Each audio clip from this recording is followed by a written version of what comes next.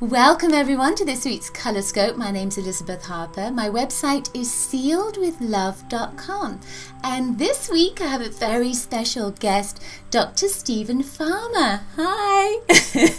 Well, hello Elizabeth, how are you? Groovy. Groovy. Dr. Stephen Farmer's website is earthmagic.net. He's an author and a shamanic practitioner and a soul healer. He's a radio show host, and he's just about to go on a trip around the country, so do take a look at his events calendar on his website just to make sure he could be in your area very soon. He's also got some cards coming out very soon for children, children's animal cards, right? That'll be fabulous. No, they've been released and have gotten several awards. Oh my goodness. Feedback is just astounding that parents and children really love them. So. Oh, that's lovely. They're perfect. I didn't know that because I saw on your website that they were about to come out. So how about that? Excellent. All right, so we've chosen 3 colors that link with animals because, of course, animals is one of Dr. Stephen Farmer's specialities.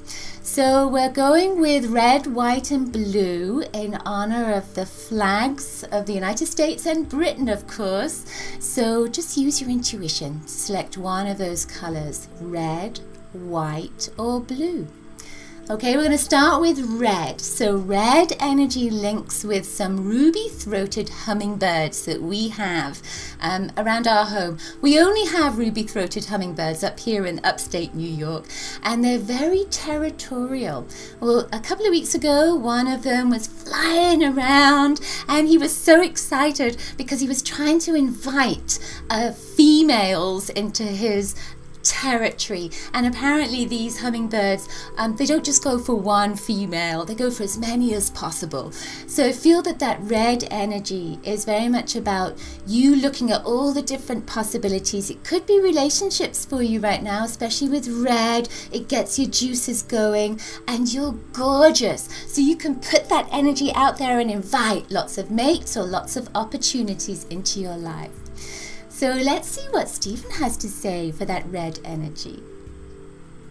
Well, I love your description of the hummingbird and the metaphor, which is often the case with spirit or animals, is to understand the spirit animal and the message they're conveying. Often we look at the animal, the physical animal, and see what we can sort of extrapolate from their characteristics and behavior. So I think that was an excellent job. So the other thing about red and about hummingbirds is if a hummingbird does show up to you in an unusual way, that's my 25 words or less doctrine, if you will, is that if an animal shows up in an unusual way or repeatedly in a short space of time, and that's whether the animal's the physical animal, like the hummingbirds you have around your house, or the symbol of the animal, a dream of a hummingbird. Red, in terms of the colors, what red makes me think of immediately is the chakra system, of course, the base chakra being red, and also staying connected to the earth. That's a big pitch that I think is going on these days. Certainly one of my pitches in terms of my mission, my work, is to get outdoors and stay connected to the earth. I divert a little bit here, but just this morning, I have several vegetables that are planted in the backyard, and they're scattered. There's not a discrete garden, but they're scattered about in various places. And this morning I just had such a fun time thinning out these the corn that I'm growing now. So these little shoots about this long, and there's something that happens when I do that, whether it's gardening or just walking on the earth or walking at the beach, for instance. There's something that happens that I believe we balance the polarities that are natural in our bodies with the magnetism of the earth. So there's an attraction again. You know, we are putting ourselves in greater balance the more that we go outside. Again, I've diverted a bit from the color in the hummingbirds, but I think that's really, really important to convey. And as I said, it's a good part of my mission is just to encourage people to make that connection, both on the physical level with the outside, with the natural world, as well as the spiritual level. That's perfect. That's wonderful. Thank you. Okay, so our next color is white. So white links with these two fawns that we have in our yard that come and go. Their mom's around, but they are always playing. And they're running around and jumping on each other. Well, this morning they were jumping on these little baby chicks, these turkeys. And the turkeys didn't mind, they were just playful. So that white energy to me at this moment for you is about playfulness. It's about going out there and having a good time. And when you think of all those dots, there's lots of different dots. So it could be connecting with lots of people to have play dates with lots of people. White energy, of course, embraces all the colors. So it could be that you're trying on different things for size, but they all have that theme of fun and playfulness. And of course, with these little fawns, when they grow up, they lose their spots. So don't forget that playful energy that maybe you've forgotten since childhood. Embrace it again. Okay, so I'll hand you over to Stephen, see what Stephen has to say. Well, first off, I think that, what you've offered is a metaphor that's a beautiful metaphor. Even though fawns lose their white spots, is there something that we can see in that as a reflection of our own quality of innocence? Can we maintain the quality of innocence? White to me is purity and innocence, and to be able to maintain that innocence into our adulthood as we mature. There's the only tarot deck that I've ever really clicked with is the Osho Zen Tarot deck. Wonderful one. You nodded your head like you're familiar with that one. And there's a card in there that's called the innocence card, and it's an older man, a white-haired, white-bearded fellow, and he's holding up a flower and just looking at it with this just delightful expression of joy. And the message really is about that, is that even though we go through life and that we are going to experience the fall as a metaphor, just kicked out of the garden, so to speak, again as a metaphor. Even though the garden's still there, we feel that fall from grace, that fall from innocence. And in that fall, though, the challenge and the opportunity, of course, is to recover. And the more that we're able to not only go into the darkness, but to move out of it, to call on our guides, our angels, our spirit animals, whatever, to move out of it, the more that I think we can rediscover that sense of innocence and purity. And with it, though, comes, as we mature, wisdom. We're more familiar with the ways of the world and the ways that we operate as human beings. And we can maintain our connection, or if necessary, regain our connection with our spirit, and especially that spirit of innocence and purity. Oh, that's wonderful. As you're talking, it makes me want to cry. When I want to cry, it means that Spirit's coming through you and it's the truth. I understand, yeah. Yeah. No, it's beautiful, and I wish I could say I always had that, that experience. I mean, after all, I'm a spiritual teacher, I'm a shamanic healer, but part of being a shamanic healer is also being able to experience that compassion for the world and the beings of the world as well as human beings.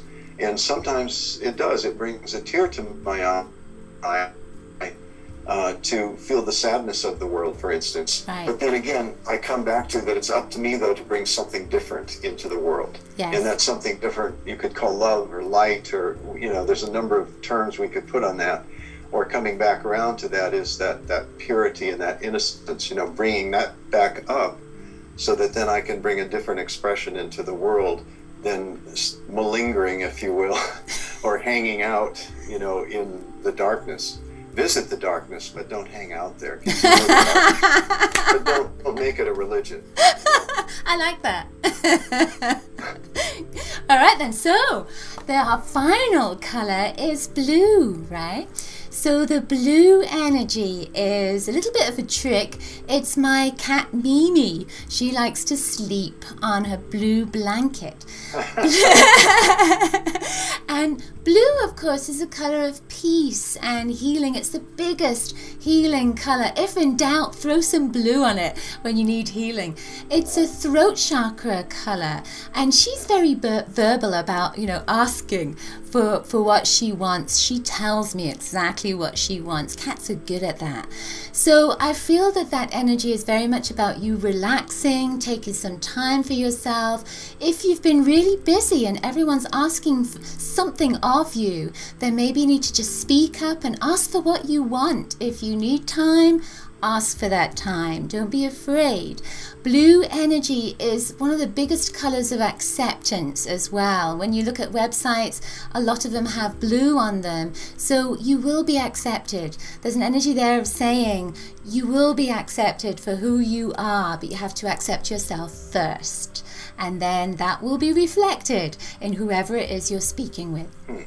All right, so I'm going to hand you over to Stephen, see what Stephen has to say. I just really admire your way of working with these colors and also drawing metaphors that are life lessons for us. I felt as you were talking, it's interesting, I sat up and I also felt my stomach relax. You know, I wasn't aware that I was holding just a little, it's a very little, but just a little bit of tightness. And as you talked about blue, I had this effect of my stomach relaxing. So what you're saying, I can validate from my own experience, you know, across these couple thousand miles here. I'm in Southern California, you on the East Coast, upstate New York.